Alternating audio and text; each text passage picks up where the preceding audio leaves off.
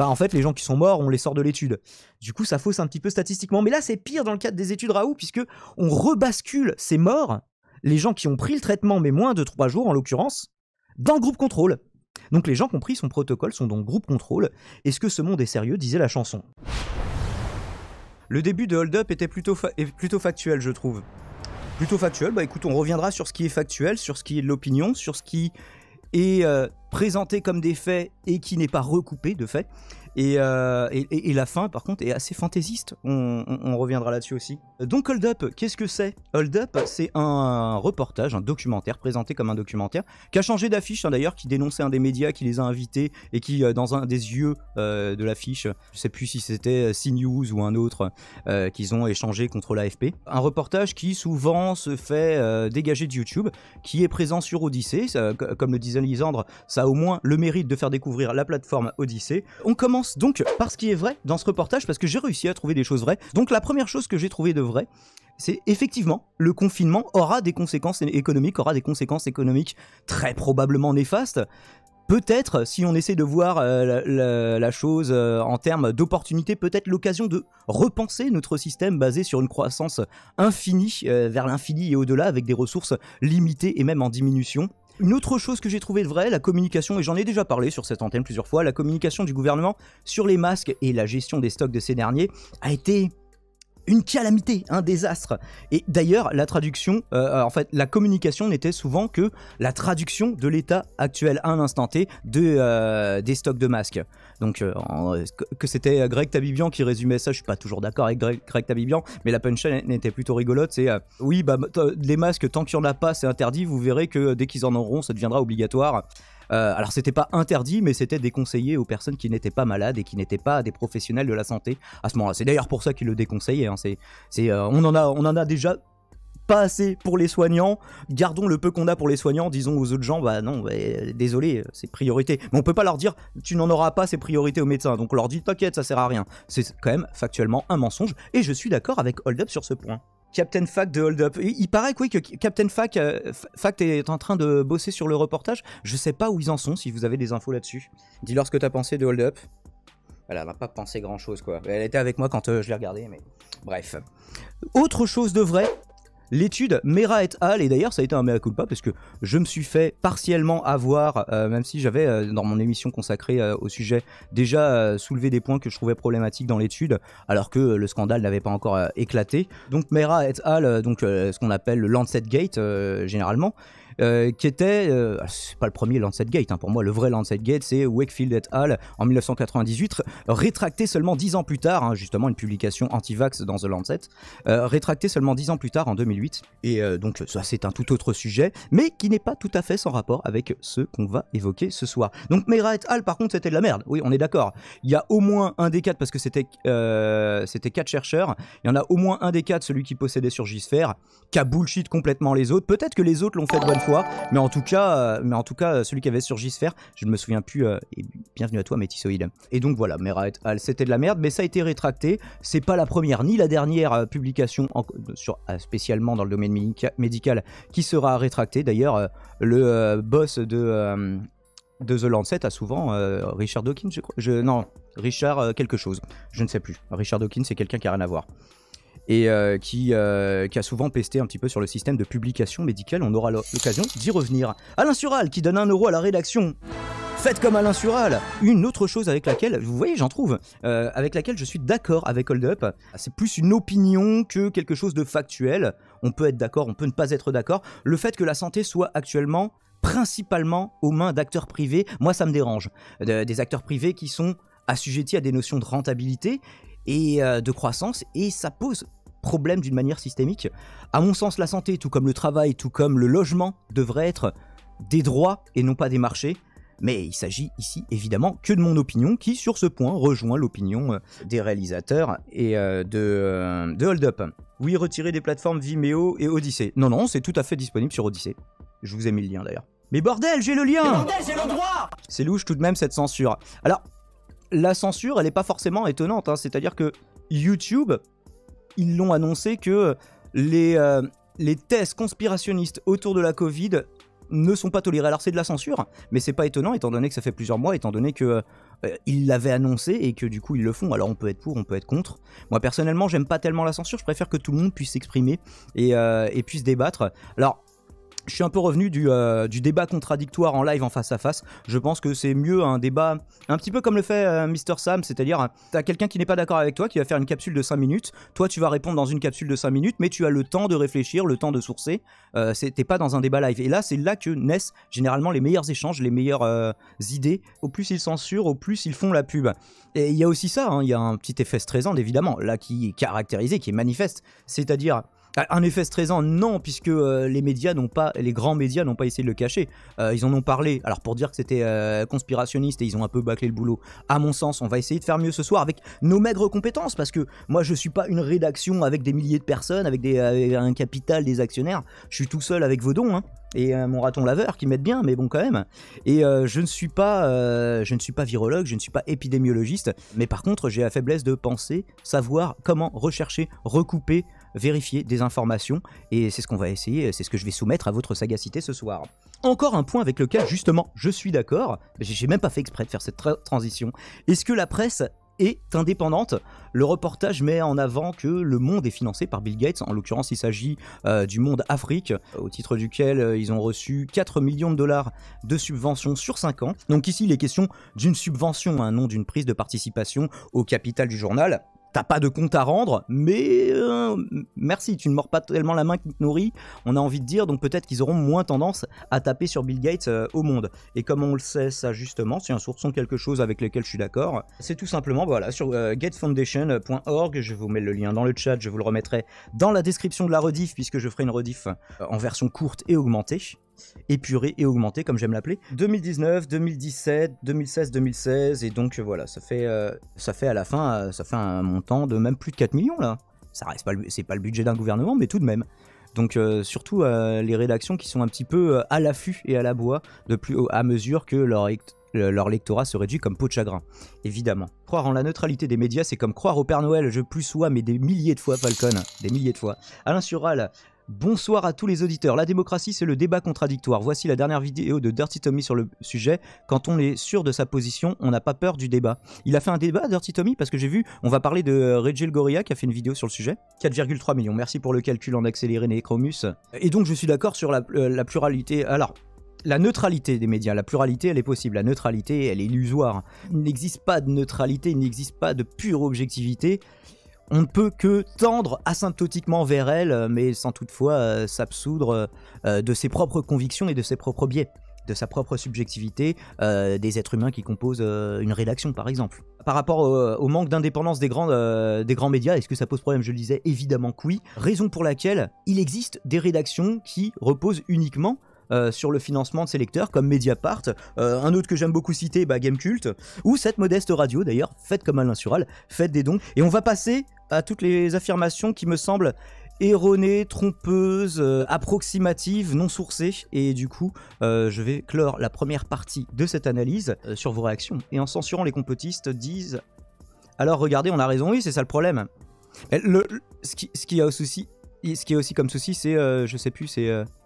le théorème de Brandolini, enfin je sais plus qui stipule que bon, alors du coup il n'y a pas de bonne solution contre les complotistes parce que soit tu les censures et donc il dit regardez la preuve qu'on a raison, soit tu tentes de leur répondre, mais eux par contre n'hésiteront pas à user de sophismes là où tu essaieras de sourcer, d'avoir des arguments. Ils n'hésiteront pas à utiliser notamment le millefeuille argumentatif, parce que justement la première critique qu'on peut faire et celle qui a été la plus largement proférée à l'encontre de ce reportage, c'est le millefeuille argumentatif, c'est-à-dire qu'il y a tellement de couches de plein de petites choses qui, prises isolément, en fait tu te dis bon, soit c'est pas ouf, soit ça m'a l'air un peu fantaisiste, mais quand tu mets tout bout à bout, tu te dis ah mais tout ne peut pas être faux, ah mais il y a quand même des choses bizarres, et du coup c'est très très compliqué de répondre à tout. C'est ça que veut dire Brandolini, c'est il faut 2 heures pour débunker correctement une affirmation faite aléatoirement en 15 ou 30 secondes.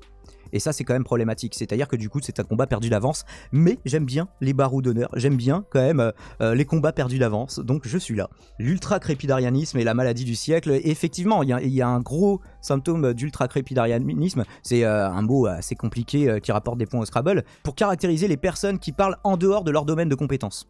Mais qui se pensent de leur domaine d'expertise, mais qui se pensent experts au-delà de leur domaine d'expertise. Ils avaient déjà bien préparé la promo. La promo est bien faite, oui. Y a plein de gens qui disent que le reportage est mal fait. Sur la forme, il est pas si mal fait. Bon, y a les musiques, ils abusent un petit peu sur des trucs au montage. On reviendra aussi sur la fin. Mais en soi, c'est mieux produit qu'une vidéo YouTube. Et d'ailleurs, il y a un bon budget pour. Alors, ils demandaient 20 ou 30 000 euros. Finalement, ils ont récolté plus de 200 000, je crois. Effet Dunning-Kruger aussi. Enfin, quoi, nous dit Baron Perché. Effet Dunning-Kruger, c'est complémentaire de l'ultra-crépidarianisme, c'est-à-dire, en fait, c'est une courbe qui montre son niveau de certitude dans l'évolution de son apprentissage d'une connaissance ou d'une compétence. Comment on voit sa propre compétence. Au début, bah forcément, on n'y connaît rien, donc on se dit qu'on n'y connaît rien.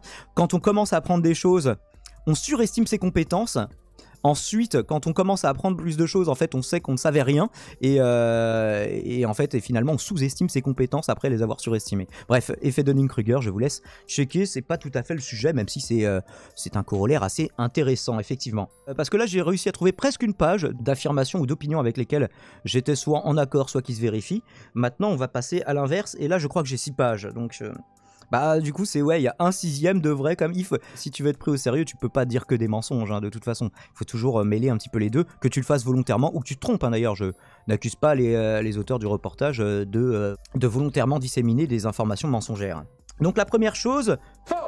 Fausse plutôt, affirmation non démontrée, démentie, voire déjà débunkée. Alors à 21h50, donc c'est là que je vais reprendre les timers justement pour pouvoir vous faire écouter tout ça. 21h50 sur le reportage. Le lecteur Odyssée d'ailleurs est plutôt bien fichu, je trouve. Le gouvernement arrivait dans une ville avec leur bus et tout leur matériel de test. On se disait, oh non, ils vont mettre la ville en quarantaine. Je sais de source sûre que le taux de faux positifs est 20 fois plus élevé. Je pense qu'en Grande-Bretagne, 95% des échantillons positifs répertoriés dans les médias et annoncés au peuple britannique pendant 4 mois étaient de faux positifs. Donc c'est une affirmation quand même assez précise. 95% de tests, donc RT-PCR, qui seraient de source sûre, je cite, on ne saura pas laquelle évidemment, des faux positifs.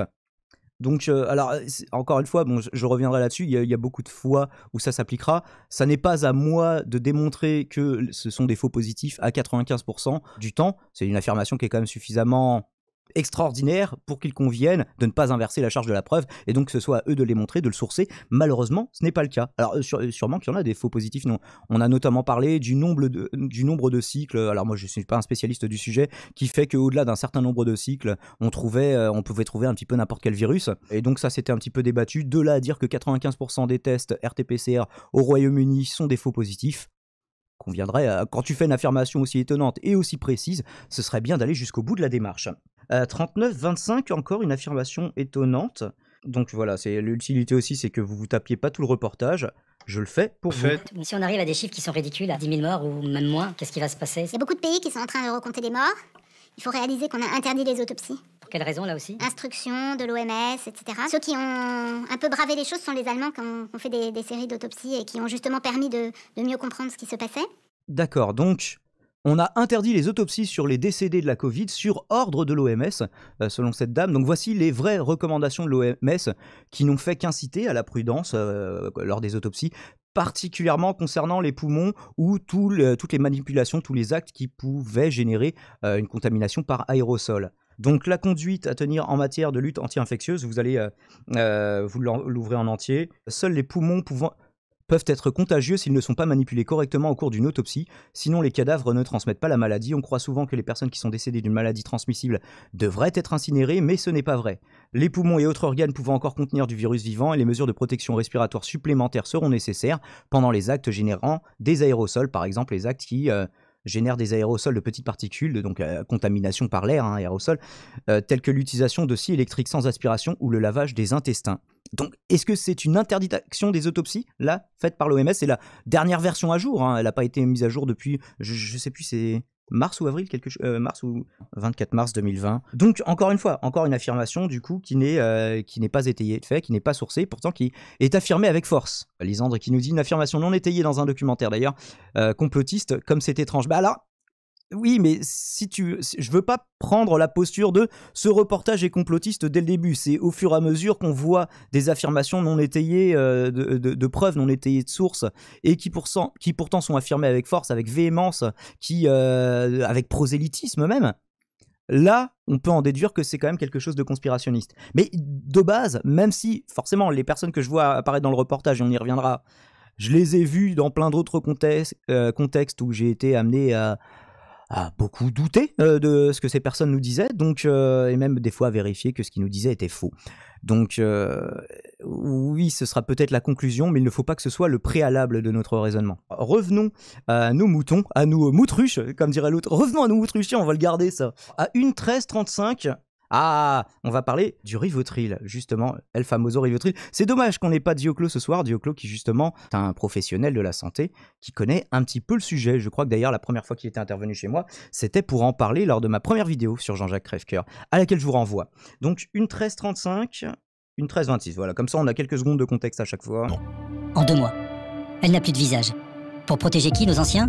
Ils ont pourtant été interdits. Oui, donc bien sûr, il y a la rhétorique anti-masque, ça sert à rien, et puis ça détruit le visage des gens. D'hospitalisation pendant le confinement. Et le nombre de morts a explosé dans les... Alors, euthanasie, encore une fois, c'est plus compliqué. Enfin, c'est plus compliqué, c'est encore différent. Tu verras, là, c'est pas plus compliqué. Les EHPAD. À l'interdiction de l'hydroxychloroquine, les autorités de santé répondent par l'autorisation du Rivotril. Voilà. Jusqu'à la réserver essentiellement aux soins palliatifs. Parce qu'on sait que quand on est âgé avec beaucoup de comorbidités, il y a un risque très important de ne pas sortir de réanimation et que ça peut être beaucoup plus délétère et inconfortable pour une personne âgée d'être en réanimation. Mais moi, je l'ai constaté. Je suis ami avec un médecin qui s'occupe de 3 EHPAD. Et en fait, les hôpitaux de proximité, c'était dans l'Oise, on ne transportait pas les personnes âgées. Vous savez, là, dans les EHPAD, c'est 80 ans et au-delà. Et donc, on a refusé, dans les hôpitaux de proximité, qui n'étaient pas submergés, de transporter ces malades en réanimation. Hein, et personnellement, j'ai bien connu cette affaire avec ma mère en EHPAD sur sa fin de vie. Heureusement qu'elle a pu, elle, aller en réanimation. Elle a fait 2 ou 3 septicémies dans l'année, et elle s'en est parfaitement sortie à 90 ans. Hein. Donc là... Alors les gens, évidemment, qu'on sait qu'ils ne supporteront pas la réanimation parce que c'est quelque chose d'assez lourd. Ceux qu'on sait qui mourront si on les transfère en réanimation, il y a des raisons de ne pas le faire. Concernant le Rivotril lui-même, le Rivotril, contrairement à ce que cette personne dit, n'a pas cessé d'être utilisé, ou comme le reportage le dit, je crois que c'était plutôt la voix off, n'a pas cessé d'être utilisé comme palliatif.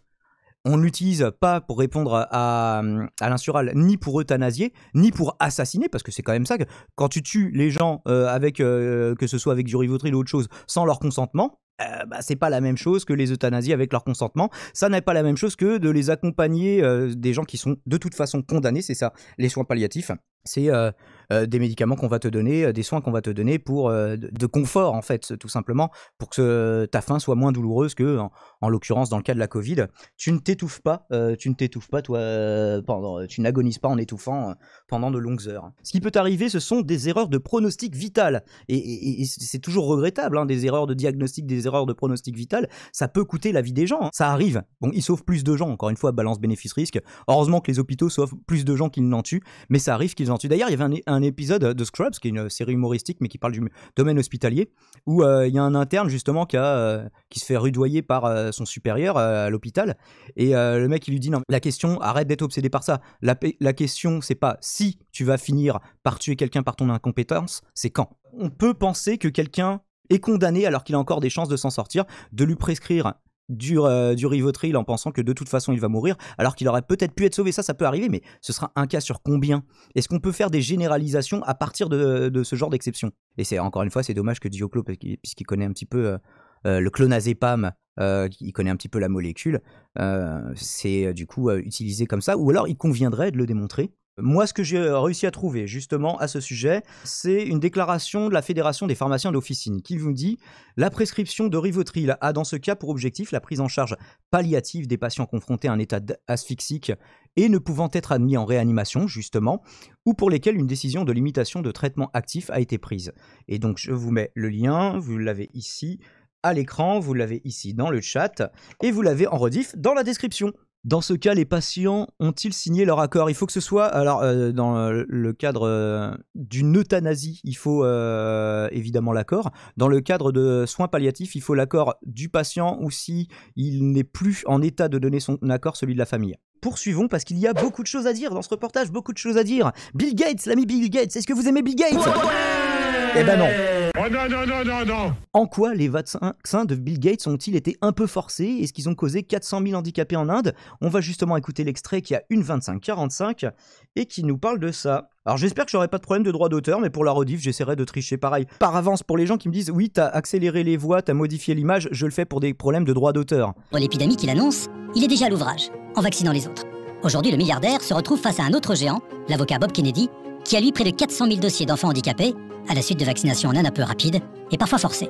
Des vaccins qui ont été un petit peu forcés. Alors déjà, c'est pareil, c'est assez flou, en quoi ils ont été forcés. 400 000 enfants handicapés en Inde à cause de ces vaccins. Ça, c'est pareil. Est-ce qu'on a prouvé qu'il y avait 400 000 enfants qui avaient été handicapés suite au vaccin de Bill Gates? J'aimerais avoir un petit peu plus d'infos. Mais on va détailler, parce que j'ai creusé le sujet pour vous. C'est pour ça que ça m'a pris pas mal de temps, vu que le nombre d'affirmations qui sont faites dans ce reportage et le nombre de choses à vérifier. Alors moi, je connaissais la rumeur pour m'y être déjà confronté. J'ai jamais pu la recouper de sources sérieuses. Encore une fois, c'est pas à moi de démontrer que c'est faux. C'est à eux de prouver que c'est vrai si c'est le cas. Quelque chose qu'on peut justement vérifier. Donc en Inde, il nous parle de 2009, on va regarder 2009 et 2010. Là, c'est pareil, je vous mets le lien pour pouvoir vérifier directement. C'est une base de données de l'OMS. Donc, sur l'Inde, alors on va prendre 2009. Donc, ce qui nous intéresse, c'est ça. VDPV case, en fait, c'est des cas qui sont dérivés d'une souche vaccinale. Justement, c'est ça qui nous intéresse. Là, vous avez dans sa forme sauvage. Et là, vous avez les cas de paralysie, qui sont pas forcément polio. D'ailleurs, il y a non-polio AFP rate ici. Mais bref, ce qui nous intéresse ici, c'est ceux qui sont dérivés de souches vaccinales. Donc pour 2009, il y en a 15, parce que ça arrive, le risque zéro n'existe pas sur les vaccins. Comme pour aucun médicament d'ailleurs. Et il y en a 2 pour 2010, donc on peut dire 17. 17 opposés à 400 000. Donc ça fait quand même une sacrée différence. Alors j'ai continué d'essayer de creuser, je me dis quand même c'est assez énorme. Comment les mecs ils arrivent de 17 cas à te dire que c'est 400 000. Et on peut réussir à creuser un peu plus loin, c'est ce que je vais soumettre encore une fois à votre sagacité. Il faut savoir, alors déjà en préambule, il faut savoir que la polio ça faisait plusieurs centaines de milliers de morts par an, je crois jusqu'en 1988, date à laquelle l'OMS a décidé justement au niveau mondial, c'est à ça que ça sert d'avoir un organisme mondial de la santé, justement d'éradiquer cette maladie qui a été plus ou moins éradiquée. Il y a encore des régions endémiques, il me semble au Pakistan, en Afghanistan, et vu que l'Inde est frontalière, il leur reste des cas. Mais virtuellement en Inde, ça a été éradiqué. Et donc les cas qui restent, ça reste des contaminations transfrontalières, quoi. À ce que j'ai vérifié, je ne suis pas sur place à faire des tests, des tests aux gens, mais c'est toutes les données que j'ai pu trouver et que je vais vous donner. Alors, donc plusieurs centaines de milliers de cas par an, maintenant c'est quelques dizaines, quelques centaines. Il y a notamment justement dans ce chiffre plusieurs dizaines de cas dérivés de souches vaccinales, et c'est triste, et ces cas existent. Par contre, en termes de balance bénéfice-risque, quand tu compares à des centaines de milliers de cas par an, la vaccination reste préférable. Tiens, au passage, parce qu'ils en parlent, un démenti de l'expulsion de Bill Gates et de l'arrêt de sa coopération avec l'Inde, parce que justement, il se serait fait mettre à la porte de l'Inde, poursuivi par l'Inde, et ils auraient rompu toute coopération, toute collaboration. Et un démenti du ministre de la Santé, justement, du ministre de la Santé indien, si vous souhaitez voir ça. Donc, comme quoi, on n'en est plus à une information... c'est difficilement vérifiable auprès, on va dire, pour être gentil. Health Mission, Government denies ending ties with Gates Foundation. Vous avez le détail, j'en avais déjà parlé dans d'autres vidéos, enfin dans d'autres lives. J'avais pas fait de vidéo spéciale sur le sujet, et donc je vous invite à le lire in extenso si vous le souhaitez via le lien que je viens de vous donner.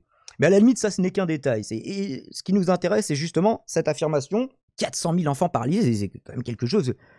Si t'es un tant soit peu humain, ça te fait réagir. J'ai réussi à retrouver d'où vient ce chiffre de 400 000. À l'origine de cette rumeur, cette étude qui observe une corrélation entre des cas de paralysie flasque. Encore une fois, corrélation ne vaut pas causalité, c'est un des premiers travers dans lequel cette étude est tombée, même si elle n'y est pas tombée à pieds joints, contrairement aux auteurs du reportage. Donc une corrélation entre des cas de paralysie flasque aiguë non polio et des campagnes de vaccination avec un écart de quelques années, justement, qui... ils se disent, oui, c'est des courbes qui se suivent avec plusieurs années d'écart, c'est quand même étrange. Et donc vous avez l'article justement ici de Diman et al. On va pas tous les citer. Rachana Diman et les autres. Donc voilà, c'est de là que vient cette affirmation que j'ai entendue bien des fois, affirmation qui n'est pas faite d'ailleurs dans l'étude, hein. Justement, on va revenir là-dessus, donc la courbe justement qui vous montrait avec un décalage temporel, et donc justement la conclusion qui nous intéresse, que je vous ai traduite, conclusion des auteurs, justement le programme d'éradication, je les cite, de la polio a réussi à réduire la propagation mondiale de la maladie grâce à la vaccination par vaccin oral contre la polio. C'est la conclusion des auteurs, hein. Tout en saluant le gigantesque travail, parce qu'ils ont quand même des réserves, sinon on n'en parlerait pas, tout en saluant le gigantesque travail qui a mené à cette éradication, notre observation étaye l'hypothèse que la fréquence d'administration de ces vaccins est directement ou indirectement liée à l'incidence du NPAFP, donc les paralysies faciales non polio. Nous espérons que cela aidera à poursuivre l'optimisation du calendrier de dosage de l'administration de vaccins oral et résultera dans la baisse de NP-AFP, ce qui est un espoir réalisable puisque l'incidence de la polio sauvage est à un plus bas historique. Fin de la conclusion des auteurs. Ça fait vraiment bien ce débunkage, merci, nous dit Kena Pichum. Bah écoute, il n'est pas encore fini, tu me diras à la fin si t'as bien aimé, tant de demi-vérité ou demi-mensonge. Bah écoute, c'est pour ça que j'essaye de, quand il y a des choses qui factuellement sont vraies ou avec lesquelles on peut être en accord ou qui peuvent faire débat, j'essaye de le dire. Là c'est pareil, il peut y avoir un débat sur la question, il y a un débat scientifique, justement on continue. Il y a un autre article qui vient critiquer les méthodes du premier, que je vous partage lui aussi, once again. Il critique le fait qu'on compare ce qui n'est pas comparable, des enfants qui ont des âges différents, qui sont comparés, des enfants de Kerala avec des enfants de Dubaï, avec des enfants d'une autre province, et que du coup c'est assez peu pertinent. Il mentionne aussi, il met le doigt aussi sur une autre chose, c'est une surveillance accrue, je crois que c'est à partir de 2016, des cas de polio, de paralysie non polio à cette époque sûrement encouragée par le gouvernement indien, et qui a pu causer la détection de plus de cas. Donc plus on détecte, plus on trouve de cas. C'est justement, par exemple, c'est un argument qui pourrait parler justement aux auteurs du reportage, puisqu'on dit souvent, oui, mais si on trouve plus de cas de Covid, c'est parce qu'on teste plus. Alors bon, ce qui est d'ailleurs ils en parlent pas dans le reportage, mais tiens, profitons-en. J'ai vérifié l'autre fois puisqu'on avait ce débat avec mon pote Mo, Xavier Monio-Lundi, que vous avez déjà vu et entendu plusieurs fois sur cette antenne, et qui fait le live du bon sens sur Facebook. Tiens, faisons-lui de la pub. Il me disait ça, c'est parce que plus on teste, plus on trouve. Et alors déjà, plus on teste, il y a un plafond, hein, c'est-à-dire à un moment tout le monde n'est pas contaminé, donc plus tu testes de gens en proportion, c'est pas. Et justement, ce qui est important, c'est la proportion. Alors là, du coup, c'est pas la proportion, c'est le nombre de cas. Mais sur le nombre de cas, justement, j'ai vérifié sur la Covid, on testait pas beaucoup moins en juillet, août, septembre. On testait pas beaucoup moins. Alors on testait énormément moins quand on n'avait pas de réactifs en mars, avril dernier, évidemment. Tu avais la courbe des tests PCR qui évoluait comme ça, et tu avais la courbe des cas qui évoluait comme ça. Donc c'est pas simplement le nombre de tests en tout cas qui pouvait l'expliquer, même si partiellement ça peut. Ça pue de partout de toute façon, le grand reset mondial aussi, ça pue. Ça peut peut-être être vrai, tu veux dire? Ah, le grand reset, encore une fois, c'est vachement flou, hein. C'est oui, ils veulent la fin de la... Enfin, ils veulent virtualiser la monnaie, ils veulent que ce soit de la monnaie uniquement numérique. En même temps, est-ce que c'est pas l'évolution logique des choses, quoi? C'est pourquoi vouloir qu'il y ait des bouts de papier alors que ce soit assis sur des réserves d'or, par exemple, ça peut se débattre, ou sur autre chose. Mais bref, là n'est pas le débat. Là n'est pas le débat. D'ailleurs, eux-mêmes ne rentrent pas autant dans le débat. Donc, il est mensonger de déclarer que, je cite, les vaccins de Bill Gates ont paralysé 400 000 enfants en Inde. D'ailleurs, même les auteurs de l'étude en question, d'où viennent ces chiffres, ne le prétendent pas. D'ailleurs, ils ont répondu à l'article de critique en disant non mais on n'a jamais dit que c'était les vaccins qui l'avaient causé, mais que en tout cas on voyait une corrélation, que c'était peut-être la fréquence de la vaccination, le mode d'administration, enfin qui pouvait poser problème.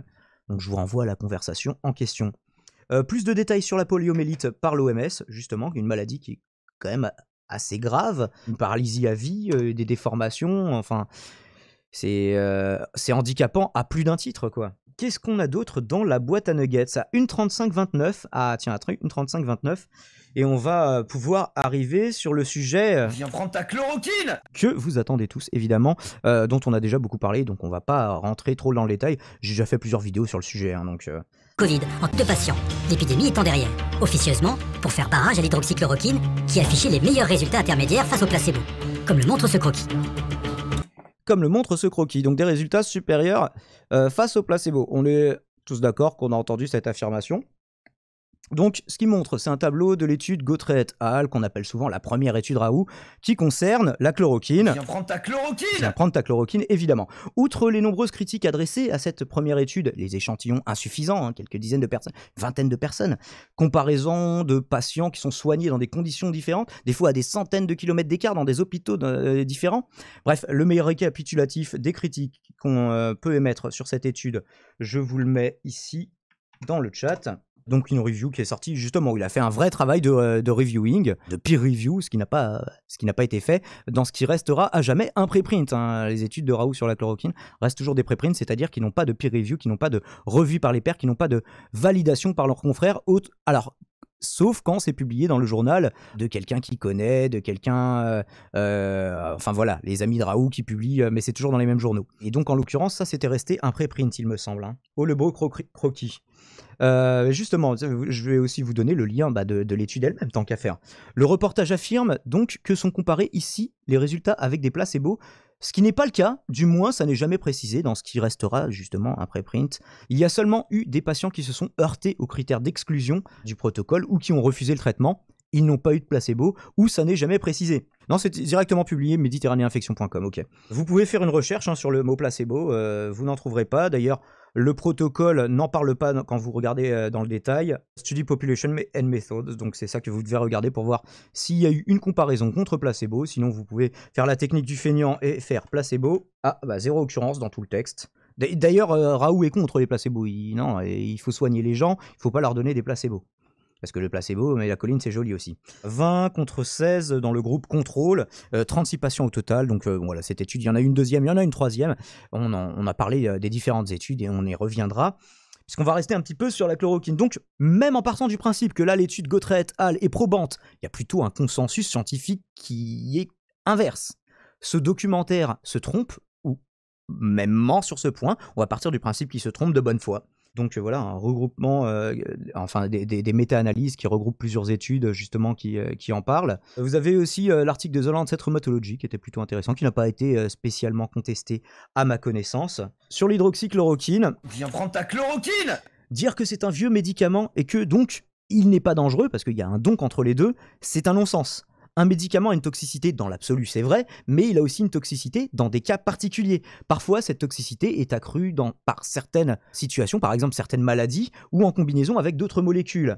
C'est ce qu'on appelle les contre-indications. Si la toxicité de l'hydroxychloroquine pour traiter la Covid ne fait pas consensus, la littérature scientifique est de plus en plus critique de sa dangerosité en combinaison avec l'azithromycine, CF, les liens que je viens de vous partager.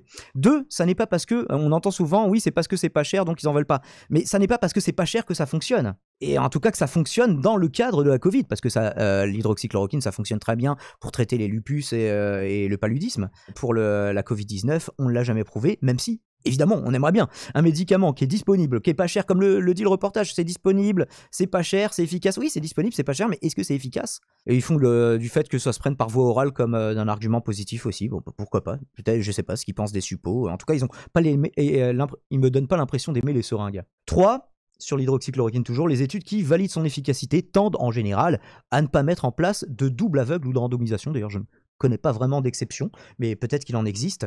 4, elles sont sujets à plusieurs biais statistiques. Donc quels biais statistiques? Principalement, j'en ai noté 2. Des comorbidités plus importantes dans des groupes contrôle, quand on met la plupart des obèses, des vieux, des cardiaques et des cas graves dans le groupe contrôle, comme le disait le poteau Bélial Spirit.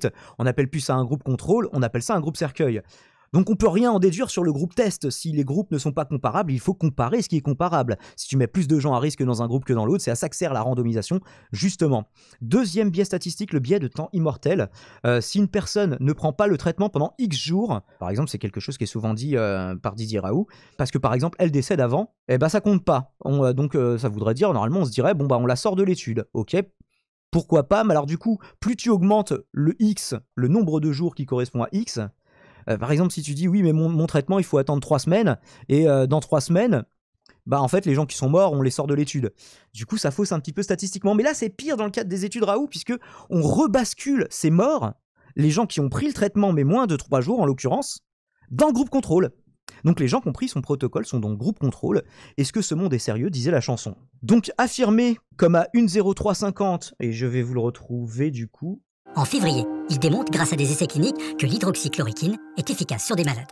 En clair, nous avons un médoc qui a déjà roulé sa bosse, dont l'efficacité est démontrée, qui est inoffensif, pas cher, disponible et facile à prendre. Guéna qui nous dit franchement à choisir entre un médicament qui est sur le marché depuis 40 ans et un vaccin depuis 6 mois. Oui, sauf qu'on a quoi comme recul de son interaction dans le cas de la Covid-19? On a moins d'1 an de recul. Et le vaccin pour l'instant, il n'en existe pas encore sur le marché. Il y a plein de candidats vaccins qui franchissent des étapes petit à petit. Mais moi, il y avait des gens qui me disaient en octobre, puis en novembre, vous verrez, on aura le vaccin. On n'a toujours pas de vaccin. Preuve que, bon, alors, ils sont en train de speeder, mais ils bâclent pas autant que ce que les conspirationnistes me disaient. Ceux qui me disaient l'hiver dernier, vous verrez que cet été, pour pouvoir sortir cet été, il faudra qu'on soit tous vaccinés. Bah, ça n'est pas le cas. Donc c'est un petit peu comme Star Citizen, j'ai l'impression, ce vaccin, ça va sortir, on ne sait pas quand, on ne sait même pas si ça va sortir un jour, mais en tout cas, les gens en parlent beaucoup. Moi, j'en parlerai le jour où il y aura un vaccin qu'on nous dit, bon, bah c'est celui-là, c'est le bon. Bon bah regardons les protocoles qu'il a suivis, regardons les études. Pour l'instant, je vais pas suivre celui de tous les candidats vaccins. J'attends qu'on. C'est pour ça je ne crie pas avant, je ne proteste pas. J'ai eu ce débat avec une personne de ma famille sur Facebook cette semaine qui me disait donc oui, toi tu veux attendre que le vaccin soit là pour protester? Je fais bah oui, parce que pour l'instant on ne sait pas contre quoi il faut protester. Puis quel vaccin? Il y en a plein des candidats vaccins duquel tu parles. Ah bah dans l'absolu, bah oui, dans l'absolu, forcément, si tu pars du principe que tous sont néfastes à la santé, oui, du coup, il n'y a pas besoin de regarder, il n'y a pas besoin d'analyser, il n'y a pas besoin d'argumenter, il n'y a pas besoin de sourcer, et c'est dommage, je trouve. Médicaments inoffensifs et les effets secondaires. Il n'y a pas de médicaments inoffensifs. D'ailleurs, c'est Didier Raoult lui-même qui disait le paracétamol, il y a une dose létale, hein, il y a des intoxications au paracétamol, évidemment. Et il y en a à l'hydroxychloroquine. Il y en a assez peu, et justement, j'avais fait une vidéo, je vous la remettrai en lien, et sinon vous cherchez sur ma chaîne, un organe de pharmacovigilance du sud-est de la France, qui avait fait une étude nationale, ceci dit, qui montrait qu'il y avait très peu de cas d'intoxication à l'hydroxychloroquine. Et c'était avant The Lancet, ça je me souviens justement, c'est ça qui m'avait étonné, c'est que The Lancet, ça allait très très au-delà des conclusions de cet organisme de pharmacovigilance. Et donc il avait dit qu'il y avait une recrudescence de cas d'intoxication qui avait été constatée, attribuée à l'hydroxychloroquine. Bref, ça n'est pas tout à fait le sujet du débat. Le sujet du débat, c'est qu'ils nous disent que ce médicament est efficace et inoffensif pour traiter la Covid, ce qui est au mieux un argument d'une grande partialité. Surtout qu'ils le comparent quelques instants plus tard au remdesivir, jugé lui inefficace et toxique. Je cite.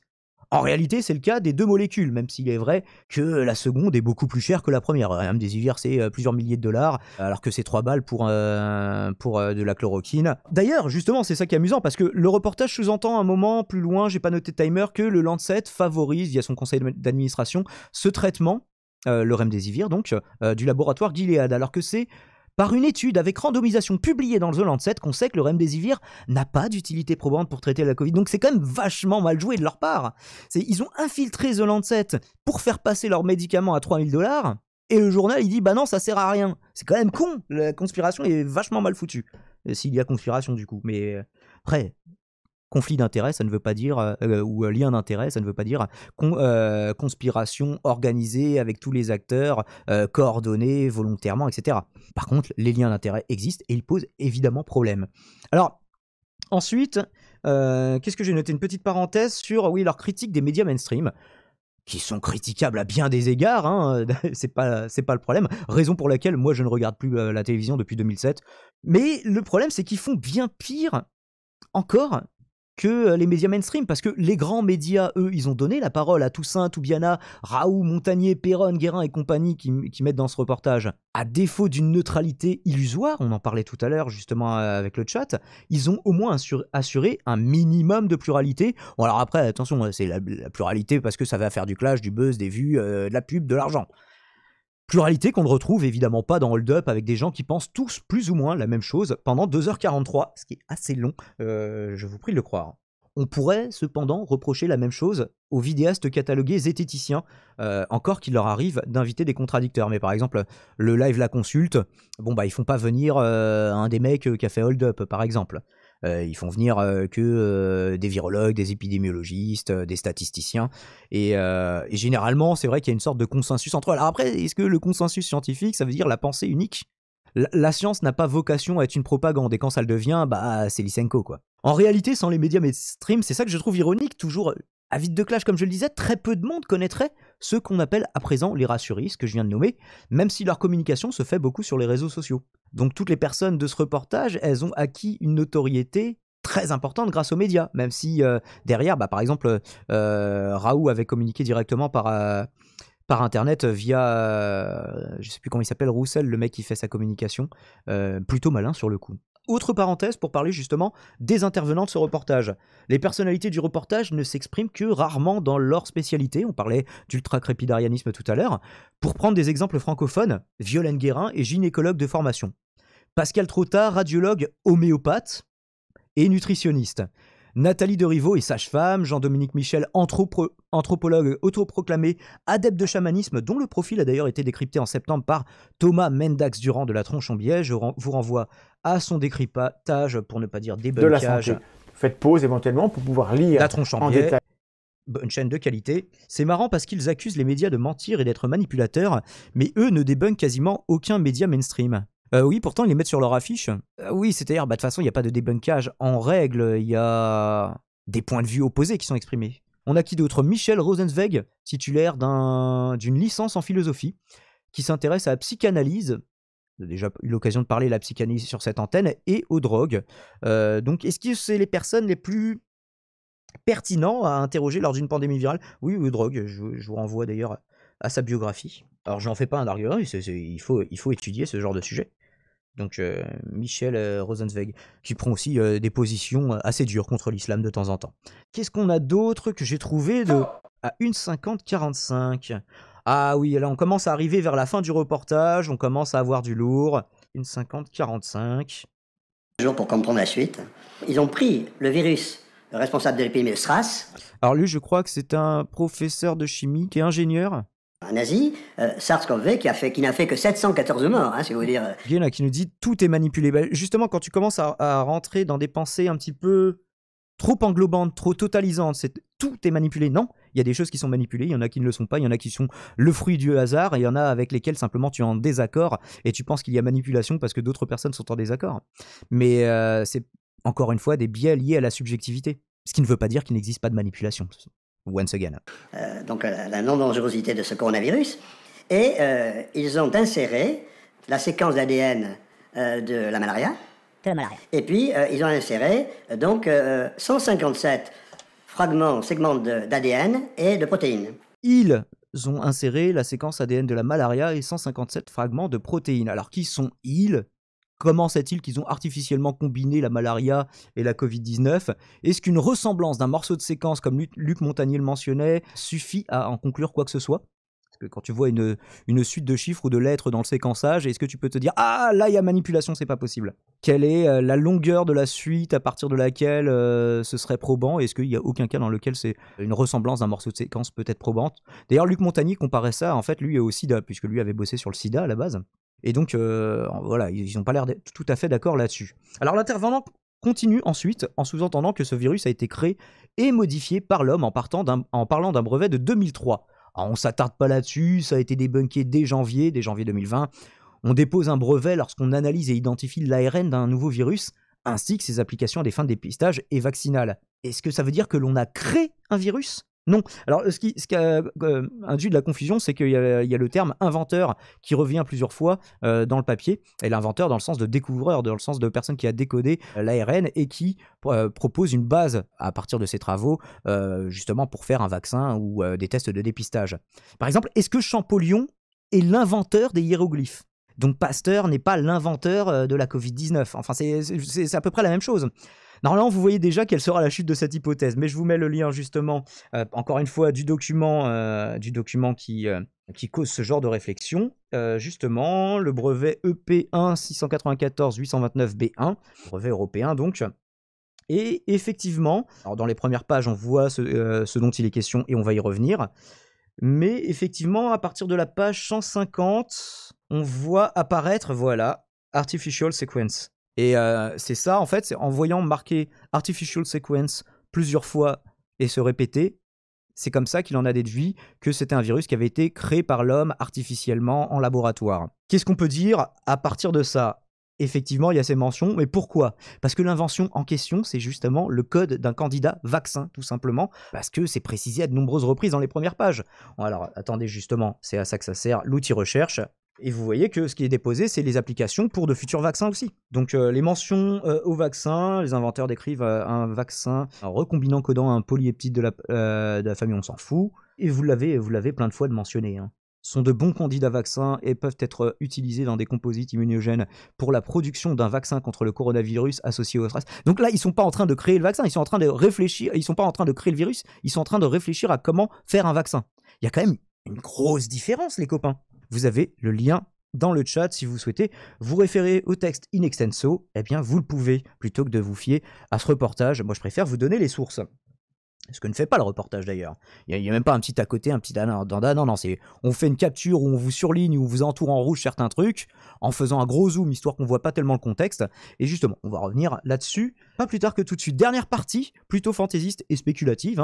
Donc en plus du virus qui a été créé dans un laboratoire, là on rentre dans le Great Reset, qui reste d'ailleurs très flou, on sait juste qu'il est question d'abolir la monnaie physique, de transhumanisme, de gens qui pleurent.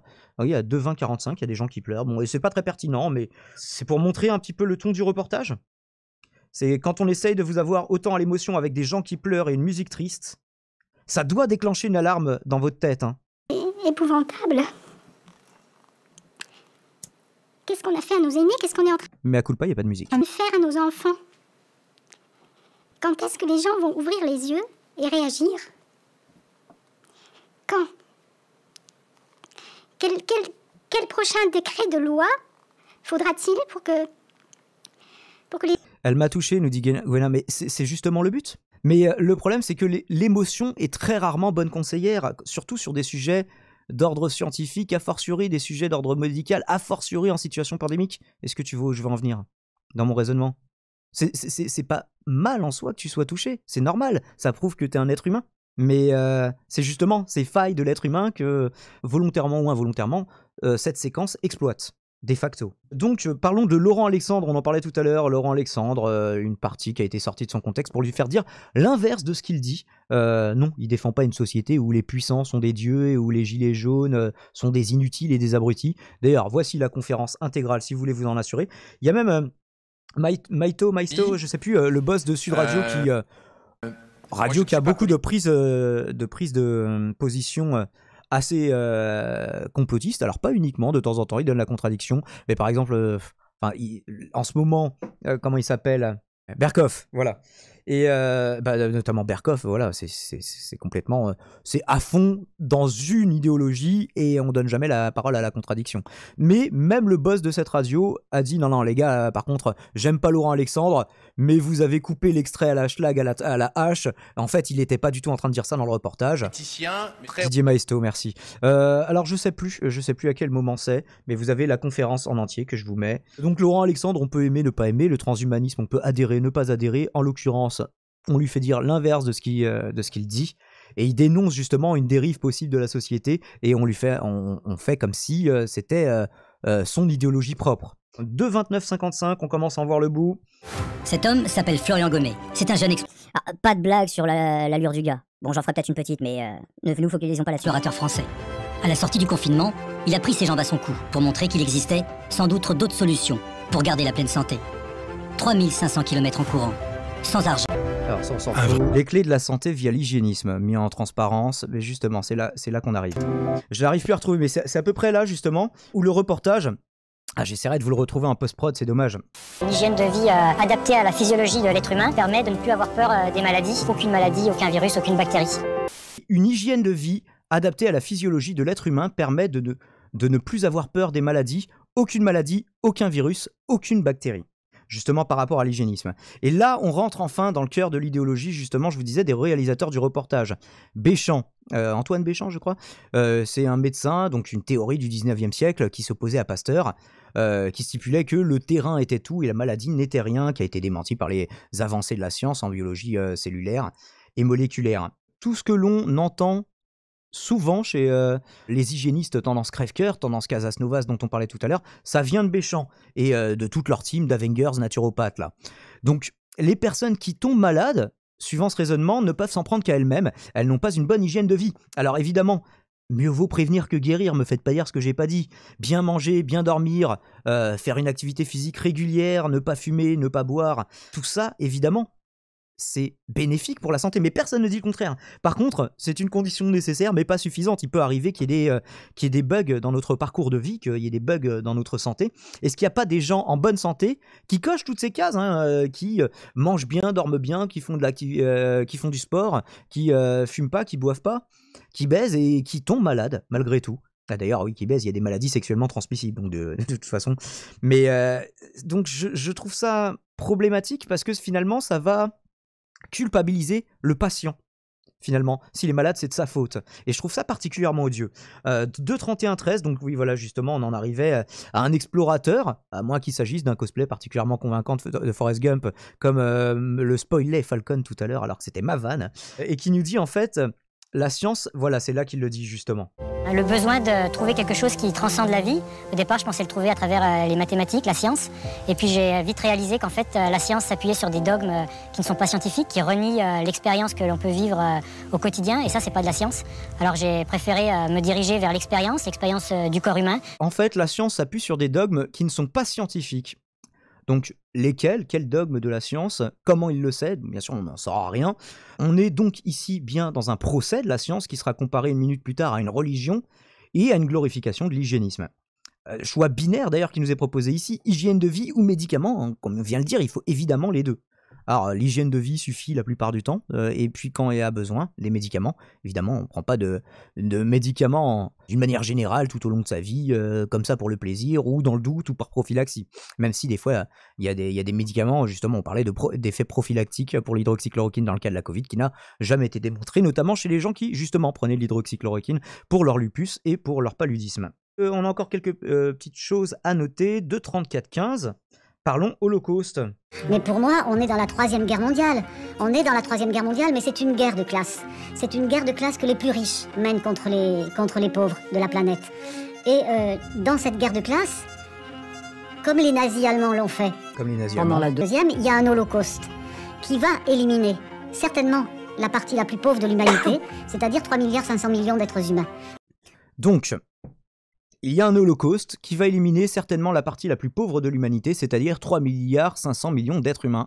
Un génocide des pauvres comparé à celui des nazis allemands, qui n'a donc rien de métaphorique comme holocauste. Alors moi, en bon communiste, lorsqu'on me sort la lutte des classes, ça me parle. Mais allons-nous avoir des sources de cette incroyable et gravissime accusation ? Tuer 3,5 milliards d'êtres humains ? Je vous laisse deviner, évidemment pas. Et nous avons un bouquet final en mode... Un bouquet final incarné par Nadine Gouillot-Touzeau, une profileuse, sur laquelle on va revenir, et qui nous dit à 2,38-30. Du coup, c'est pas le cas. J'ai l'impression que j'ai un décalage. Donc, je suis profiler, net profiler, chercheur en comportement des cybercriminels. J'ai développé des théories scientifiques et divulgué 5 qui sont étudiées dans pas mal de pays du monde entier. C'est vrai que je suis connue pour la particularité de savoir faire des profils sur image. Donc Elle n'est pas connue que pour ça. Je ne sais pas qui c'est. Je connais pas son nom parce que je suis pas très média. Je suis désolée. Je m'instruis autrement que par les médias mainstream. Donc peut-être qu'il est passé à la télé. Tant pis pour lui. C'est une personne qui est extrêmement fausse. Et ça se voit au niveau des commissures de lèvres, au niveau de son regard, au niveau des yeux. C'est une personne qui est très fausse et très secrète également. On le voit également à ce niveau-là. Au niveau de certains traits ici, on appelle ça des signes dans notre métier. Scrutateur, il a un côté très méfiant. Il fait attention à c'est quelqu'un qui est dans un espèce de self-control. Il fait attention à ce qu'il dit, à ce qu'il va faire, qu'il voit, à qui il peut parler, etc., etc. Donc, une personne qui n'a pas vraiment de confiance, mais qui n'est pas non plus trop confiante en elle. Puis alors non, quoi. Non mais ça c'est un monsieur, c'est ce genre de personne, on appelle ça un suiveur dans le métier. C'est-à-dire je fais ce qu'on me dit, puis je réfléchis pas.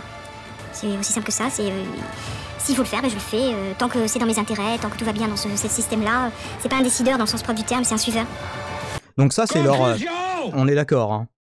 Donc, écoutez, on va pouvoir conclure nous aussi. Alors déjà là-dessus, donc comme je vous l'ai montré un petit peu par quelques articles, Nadine Gouillot-Touzeau, donc une profileuse condamné pour escroquerie en 2014, donc déjà profilé, je sais pas tellement qui peut légitimement se présenter comme profileur ou pas, est-ce qu'il faut des études particulières. Il me semble qu'elle a suivi des formations à l'étranger, je ne sais pas si c'est très pertinent, mais à la limite, peu importe, je reviens, m'exporte, je force tes portes, c'est la fête, l'ambiance est morte, ça n'a pas de rapport. Donc elle va nous proposer, comme vous l'avez vu, le portrait psychologique d'une personne qu'elle explique ne jamais avoir vu ou entendu parler, qu'elle regarde pas les médias, qu'elle ne sait pas qui c'est. On dirait presque le début d'un tour de prestidigitation. Simplement en se basant sur sa photo. Et ouais, c'est pas un bêtisier, c'est vraiment leur générique de fin, vous l'avez vu, hein. Je ne mens pas, rien dans les mains, rien dans les manches. Hein. C'est une personne qui est extrêmement faute, ça se voit au niveau des commissures des lèvres. Donc oui, on appelle ça de la morphopsychologie, hein, qui stipule que le visage d'une personne reflète fidèlement sa psychologie. Quand ton ultime argument dans un reportage de 2h43 est une pseudo-science basée sur de l'intuition, est-ce qu'il est toujours besoin, utile, nécessaire de contre-argumenter ? Donc on lui propose ensuite un portrait d'Anthony Fauci. Après un simple coup d'œil, elle nous déclare « On appelle ça un suiveur dans le métier. Il fait ce qu'on lui dit sans réfléchir. » Donc là, j'ai fait une petite coupe dans la citation, mais vous l'avez entendu in extenso. Donc, est-ce qu'on doit faire confiance, une confiance aveugle dans les grands médias et les politiques ? La question de pure rhétorique, évidemment pas. Est-ce qu'on doit pour autant faire confiance au réalisateur de ce reportage de Hold Up ? Pas davantage. Et vu l'absence de preuves et les personnes qui prennent position dans des domaines d'expertise qui ne sont souvent pas le leur, eh ben on doit même leur faire significativement moins confiance, encore moins que les grands médias. Devez-vous me faire confiance à moi ? Bah toujours pas, et vous n'en avez pas besoin. Je vous fournis, comme je l'ai fait là en live, comme je le ferai dans la rediff, toutes les sources pour en apprendre plus par vous-même sur tous ces sujets. Ce qui est important, c'est d'apprendre à diversifier, c'est ça ma conclusion, ces moyens d'information, à recouper cette dernière, à faire la différence entre la recoupe d'une information par différentes sources, différents angles, différentes sources, et sa bête reprise en mode copier-coller ou à peine reformulée. Ce qui est nécessaire, c'est de savoir identifier la qualité de l'expertise d'un intervenant, surtout lorsqu'un sujet dépasse nos connaissances, nos compétences, et qu'on a besoin de se faire une opinion là-dessus, qu'on a besoin de trancher. Eh bien, c'est bien de savoir reconnaître un vrai expert de quelqu'un qui est un petit peu un charlatan, mais ça, c'est un petit peu compliqué. Et même un vrai expert peut se tromper. Par exemple, j'ai jamais dit, même si sur la chloroquine vous connaissez ma position, je n'ai jamais dit Didier Raoult est un charlatan, c'est un vrai expert. Mais est-ce que, et c'est ce que j'avais dit, est-ce que le plus grand génie, là, c'est là la limite de ce raisonnement que je vous propose, mais est-ce que le meilleur génie, le plus grand génie de la planète sur un sujet donné peut se tromper ? Est-ce que c'est possible ? Eh bien oui, donc même de ce plus grand expert, il faut savoir en douter. Troisième point, c'est ce qu'il convient de faire, c'est réfléchir avec méthode, identifier les possibles biais, à commencer par les siens, c'est ce qui est le plus difficile à faire, mais c'est ce qu'il faut s'efforcer, analyse après analyse, de répéter, douter de tout ce qu'il est raisonnable de douter. Il y a des choses dont il n'est pas raisonnable de douter, je vous renvoie à ce sujet. Une excellente vidéo toujours de Thomas C. Durand, de La Tronche en biais. Développez et conservez votre esprit critique. En ces temps troublés, il convient de savoir raison garder. Et donc je vous propose aussi, on en a parlé tout à l'heure, je sais pas du coup si Dirty Tommy aussi, mais en tout cas Régé le Gorilla, qui fait d'habitude des critiques de films et qu'en a fait ici sur ce documentaire. Il semble pas particulièrement renseigné sur les sujets abordés, il le dit lui-même, et il y a un soupçon d'angélisme, j'ai trouvé, concernant Bill Gates. Je vous renvoie à ma chronique sur Bill Gates, mais sa démarche est la bonne, donc allez le soutenir dans les commentaires et dans les likes de cette vidéo que je vous partage. Malgré les quelques limites que je vous ai données, je trouve que globalement ça va dans le bon sens, et donc allez liker et le soutenir, parce que voilà, dès qu'on s'attaque à ce genre de sujet, on se fait masse dislike, et encore lui il a une grosse communauté, hein. Le mec a 145 000 abonnés. Et imaginez pour moi, quand j'ai une petite communauté, quand je fais ce genre de sujet, je me fais défoncer. C'est sur Jean-Jacques Crèvecoeur, par exemple, les gens du coup font de ça un argument en disant « Bah la preuve que t'as tort, regarde les dislikes ». Argumentum ad populum, once again, un sophisme, mais nous ne sommes pas à un détail près, évidemment. Donc allez soutenir Régé le Gorilla, je vais enfin pouvoir en discuter avec vous directement. Tu sais qu'est-ce que tu vas créer ? De la peur chez les gens. Tu mets un grand compteur comme ça qui défile. Est-ce que tu penses que c'est comme ça que j'ai envie de vivre ? Non, c'est pas ça. Je ne veux pas vivre dans ce genre de vision. Est-ce qu'il y a des fois où la peur est légitime ? Bah d'accord, alors question con, pourquoi les PCR en France, si elles sont le taux de dédoublement du virus, c'est 50 et en Allemagne, c'est 20. C'est complètement faux. Il y a une recommandation de la Société française de microbiologie, rapport de fin septembre. Donc, le nombre d'amplifications qui permettent d'évaluer la positivité de quelqu'un, c'est 33. Au-dessus de 33, c'est faiblement positif. Au-dessus de 37, il n'y a plus de positivité.